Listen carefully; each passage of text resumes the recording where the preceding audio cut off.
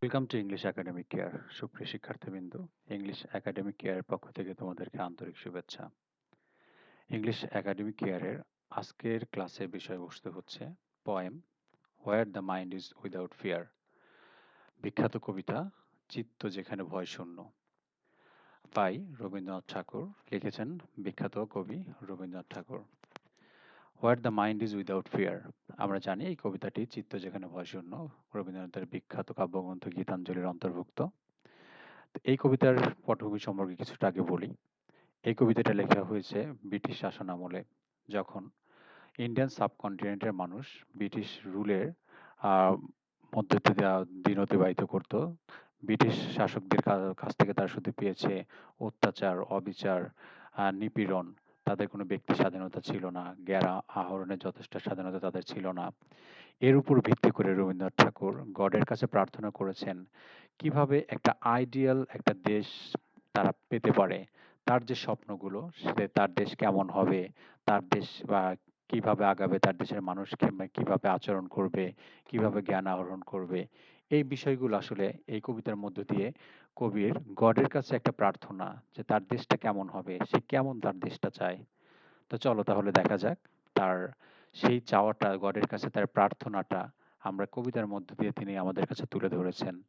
তাহলে শুরু করা যাক কবিতাটি, তার সেই প্রার্থনাটি। What the mind is without fear, চিত্ত বা মন যেখানে ভয়হীন। লিখেছেন Rabindranath Tagore. What the mind is without fear and the head is held high, চিত্ত বা মন যেখানে ভয়হীন, and the head is held high, এবং শির যেখানে উন্নত, মাথা যেখানে উন্নত, মাথা যেখানে অবনত নয়। তাহলে যেখানে the where the mind is without fear, যেখানে মন থাকবে ভয়হীন এবং মাথা থাকবে উন্নত, শির থাকবে উন্নত। হোয়ার নলেজ ইজ ফ্রি, যেখানে জ্ঞান থাকবে স্বাধীন, জ্ঞান থাকবে মুক্ত, জ্ঞান থাকবে উদার, জ্ঞান যেখানে থেকে যে সবাই জ্ঞান আহরণ করতে পারবে। তাহলে প্রথম দুটি লাইন দিয়ে কবি আমাদেরকে বুঝিয়েছেন যেখানে মন থাকবে ভয়হীন, আমার দেশটা হবে তেমন যেখানে মন থাকবে ভয়হীন, শির থাকবে উন্নত, যেখানে অন্যায়ের কাছে মাথা নোয়াবে না মানুষ, যেখানে আহ, ভয়ের কারণে কেউ পিছু হটবে না, যেখানে জ্ঞান থাকবে মুক্ত, জ্ঞান মানে যে কোনো জাতির মানুষ, যে কোনো বর্ণের মানুষ, যে কোনো ধর্মের মানুষ জ্ঞান আহরণের ক্ষেত্রে কোনো বাধা পাবে না। আমার দেশটা হবে তেমন। Where the world has not been broken up into fragments, যেখানে পৃথিবীকে খণ্ড খণ্ড অংশে ভাগ করা হবে না বাই ন্যারো ডোমেস্টিক ওয়াল, স্বজাতীয় সেই সংকীর্ণ দেয়াল দ্বারা। এখানে কবি পৃথিবীকে খণ্ড খণ্ড করে ভাগ করে বোঝাচ্ছেন আমাদের পৃথিবীর মাঝে এমনকি একটা দেশের মধ্যে বিভিন্ন বর্ণের মধ্যে বিভেদ, বিভিন্ন জাতির মধ্যে বিভেদ, বিভিন্ন ধর্মের মধ্যে বিভেদ, বিভিন্ন গোত্রের মধ্যে বিভেদ। এই বিভেদগুলোর কথা তিনি বলেছেন। এক দেশ সাথে আরেক দেশের বিভেদ, এক প্রদেশের সাথে আরেক প্রদেশের, এক গ্রামের সাথে অন্য গ্রামের, এই যে বিভেদগুলো তিনি আসলে বলেছেন আমরা সবাই মানুষ, আমরা সবাই এক জাতি, আমরা সবাই মানব জাতি। আমাদের মাঝে এই ন্যারো ডোমেস্টিক ওয়ালস, এই সংকীর্ণ যে দেয়ালটা, এই সংকীর্ণ মনের দেয়ালটা আমাদের পরিহার করতে হবে। আমার দেশ হবে তেমন দেশ যেখানে আসলে ভাগ থাকবে না, কোনো ধরনের এরকম ফ্র্যাগমেন্টস থাকবে না বা অংশ থাকবে না। এরকম সংকীর্ণ মনের যে ওয়াল, সেই সংকীর্ণ মনের ওয়ালটা, আমাদের দেয়ালটা আমাদের মনে থাকবে না। আমরা থাকবো উদার, আমার দেশের লোকজন থাকবে উদার। তারা সবাই যেন এক জাতি, এক ধর্ম, এক বর্ণ হিসাবে কাজ করবে। Where words come out from the depth of truth, যেখান থেকে বাক্য শব্দ, প্রতিটি মানুষের বাক্য শব্দ আসবে যখন হৃদয়ের অন্তঃস্থল থেকে, সত্য থেকে, হৃদয়ের অন্তরের সত্য থেকে প্রতিটি বাক্য আসবে, যেখানে মানুষের মনে কোনো মিথ্যার আশ্রয় থাকবে না, সত্য দিয়ে সবকিছু প্রকাশিত করা হবে। Where tireless striving stretches its arm towards perfection, যেখানে মানুষেরা অক্লান্ত পরিশ্রম দ্বারা কোনো পারফেকশনের দিকে, কোনো ক্রিয়েশনের দিকে, কোনো সৃষ্টির দিকে এগিয়ে যাবে, কোনো মহৎ কিছুকে তারা তাদের কঠিন অক্লান্ত পরিশ্রমের মাধ্যমে তার সেই জিনিসটাকে পূর্ণ করবে, সংগ্রামের মধ্য দিয়ে তারা সেই জিনিসটাকে পূর্ণ করবে। এই লাইন দিয়ে কবি আরো বুঝিয়েছেন সংগ্রামের মধ্য দিয়ে তারা আসলে স্বাধীনতার সংগ্রামটাকেই মিন করেছেন, স্বাধীনতার সংগ্রামটা অর্জন করবে কঠোর পরিশ্রম দ্বারা, অক্লান্ত পরিশ্রম দ্বারা।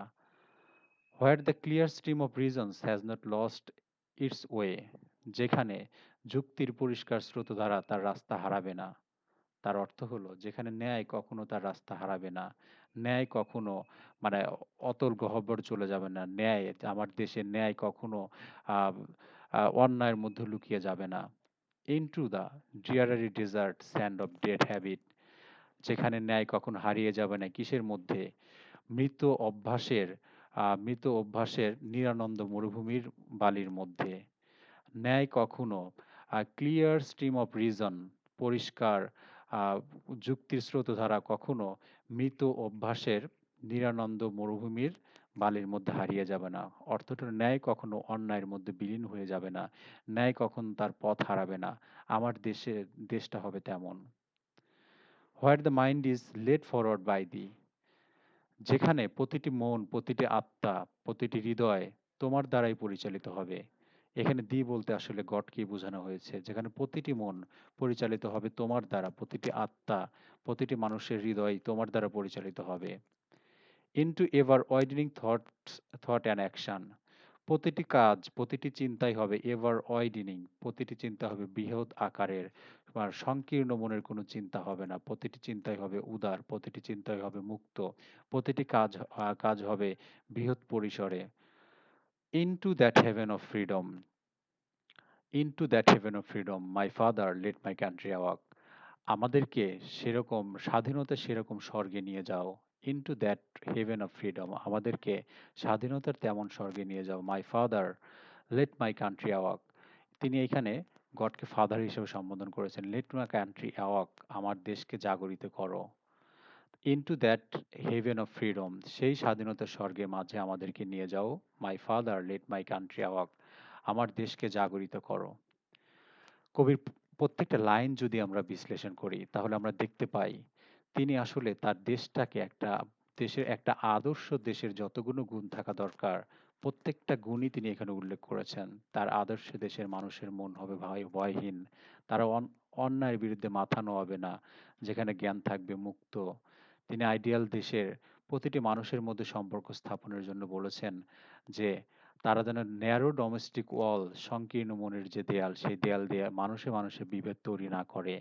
তারা কথা যেন প্রতিটি কথাই যেন সত্য হয়, তাদের সত্যতা থেকে যেন তার কথাগুলো উদ্ভাসিত হয়। তারা কঠোর পরিশ্রম দ্বারা তাদের অর্জিত লক্ষ্যে পৌঁছে যাবে। তাদের ন্যায় কখনো অন্যায়ের মাঝে লুকিয়ে যাবে না। যেখানে প্রতিটি চিন্তা ভাবনা, প্রতিটি কাজকর্মই যেন হবে উদার মনের এবং তা হবে গডের দ্বারা পরিচালিত। এরকম একটা দেশের চিন্তাই করেছেন কবিগুরু রবীন্দ্রনাথ ঠাকুর। আসলে এই কবিতা দ্বারা তিনি ব্রিটিশ শাসনের যে অত্যাচার অন্যায়, সেই ব্রিটিশ শাসনের অত্যাচার অন্যায় থেকে তার স্বাধীনতাকামী মানুষকে উৎসাহিত করেছেন যে আমাদের মন হবে ভয়হীন, শির থাকবে উন্নত। আমরা কখনোই আহ অন্তরের মাঝে ভয় রাখবো না। আমরা কখনোই অত্যাচারকে মুখ বুজে সহ্য করব না। আমরা আমাদের দেশকে এমনভাবে গড়ে তুলবো, আমাদের মাঝে মানুষে মানুষে ভেদাভেদ থাকবে না। আমরা সত্যের মাঝে জীবন পরিচালিত করব। আমরা কঠোর পরিশ্রম দ্বারা আমাদের দেশকে গড়ব। আমরা গড দ্বারা পরিচালিত হব। আমাদের প্রতিটি কাজকর্মই থাকবে উদার মনের।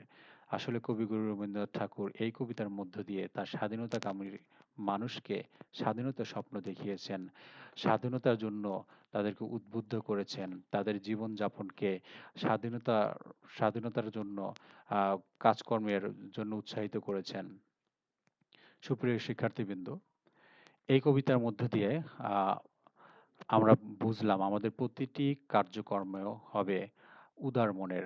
আমাদের মন থেকে সব ধরনের ভয় ভীতি আহ, বাদ দিয়ে আমরা উন্নত মনের মানুষ হওয়ার চেষ্টা করব। সুপ্রিয় শিক্ষার্থীবৃন্দ, খুব তাড়াতাড়ি তোমাদের মাঝে আর একটা ভিডিও নিয়ে ইনশাল্লাহ উপস্থিত হব। তো যদি এই কবিতাটি ভালো লাগে তবে অবশ্যই সাবস্ক্রাইব করবে এবং কমেন্টস বক্সে কমেন্টস লিখে জানাবে, যাতে আহ, আরো তাড়াতাড়ি তোমাদের মাঝে আরো সুন্দরভাবে আরেকটা ভিডিও নিয়ে আসতে পারি। তো সবাই ভালো থাকবে, সুন্দর থাকবে। আল্লাহ হাফেজ।